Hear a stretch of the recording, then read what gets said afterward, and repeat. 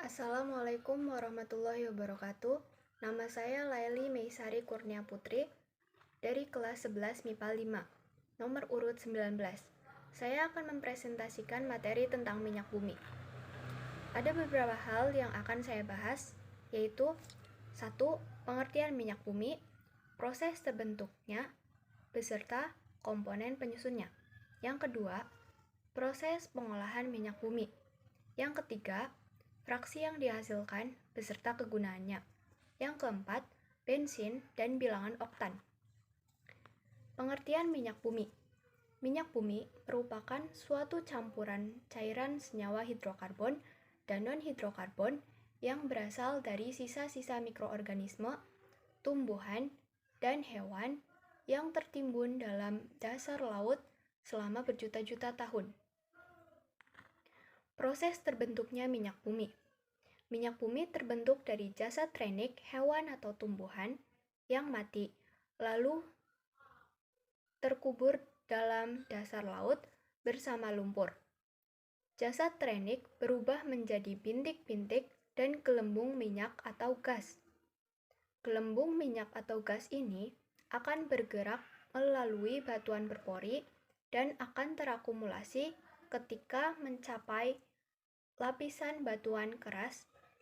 Setelah itu menghasilkan minyak bumi. Komponen-komponen penyusun minyak bumi. Komponen utama penyusun minyak bumi adalah senyawa hidrokarbon, baik alifatik, alisiklik, maupun aromatik. Nah, kadar unsur karbon dalam minyak bumi dapat mencapai 50% sampai 85%. Sedangkan sisanya merupakan campuran unsur hidrogen dan unsur lain. Misalnya, nitrogen, belerang, dan oksigen. Proses pengolahan minyak bumi tahap pertama. Agar dapat dimanfaatkan, minyak bumi harus melalui proses distilasi bertingkat, yaitu cara pemisahan fraksi-fraksi minyak bumi berdasarkan perbedaan titik didihnya pada kolom bertingkat. Hasil proses distilasi bertingkat ini yaitu fraksi pertama menghasilkan gas LPG. Fraksi kedua disebut nafta atau gas bumi, diolah menjadi bensin atau bahan petrokimia lain. Fraksi ketiga atau fraksi tengah dibuat menjadi kerosin atau minyak tanah dan aftur atau bahan bakar pesawat jet. Fraksi keempat sering disebut solar, digunakan sebagai bahan bakar mesin diesel. Fraksi kelima atau disebut residu diolah menjadi berbagai senyawa karbon lain, dan sisanya sebagai aspal dan lilin. Proses pengolahan minyak bumi tahap kedua. Pada pengolahan minyak bumi tahap kedua, dilakukan berbagai proses lanjutan dari hasil penyulingan pada tahap pertama. Proses-proses tersebut yaitu yang pertama, perengkahan.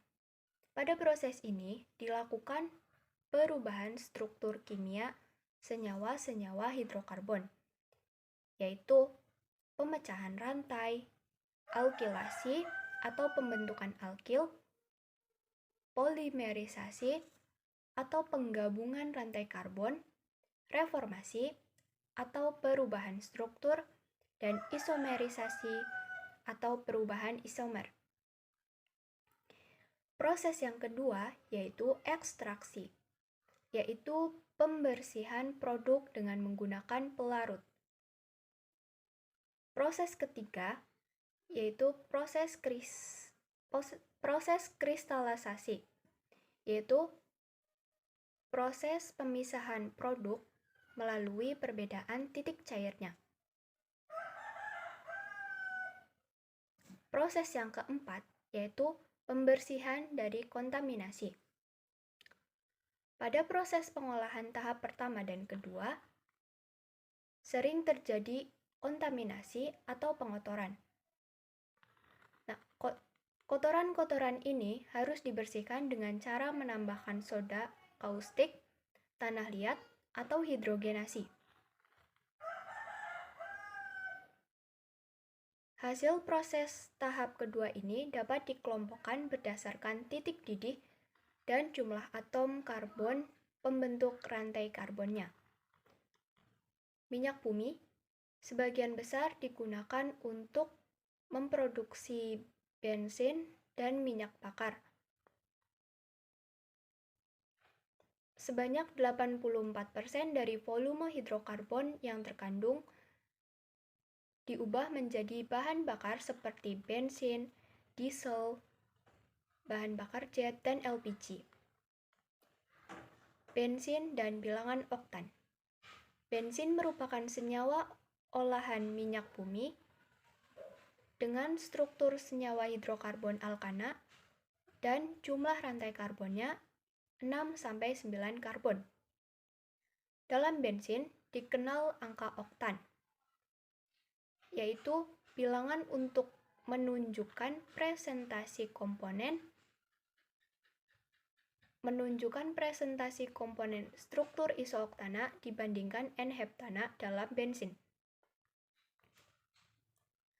Nilai bilangan oktan 0 ditetapkan untuk N-heptana yang mudah terbakar dan menghasilkan ketukan paling banyak. Sedangkan nilai 100 untuk isooktana yang tidak mudah terbakar dan menghasilkan ketukan paling sedikit.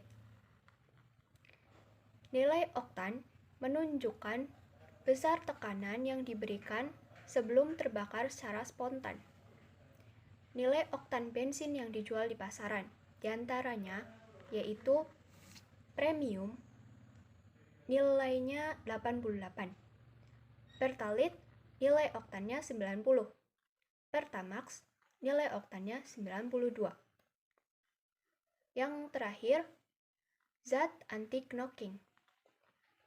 Zat anti-knocking adalah zat tambahan yang digunakan pada bensin untuk mengurangi detonasi atau ketukan pada mesin.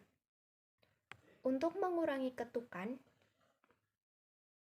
dapat menggunakan zat-zat tambahan aditif. Salah satunya yaitu tetraetil timbal, yaitu senyawa yang terdiri dari atom timbal yang terikat dengan 4 gugus etil. Walaupun meningkatkan kualitas bensin, penggunaan tetraetil timbal mengakibatkan pelepasan timbal yang terbakar di udara. Karena timbal merupakan unsur berbahaya, hal ini menimbulkan bahaya untuk kesehatan. Karena itu,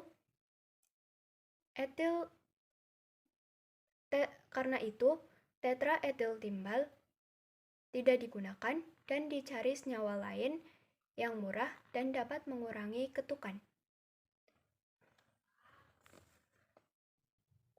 Sekian presentasi dari saya. Jika ada kesalahan kata, saya mohon maaf yang setulus-tulusnya.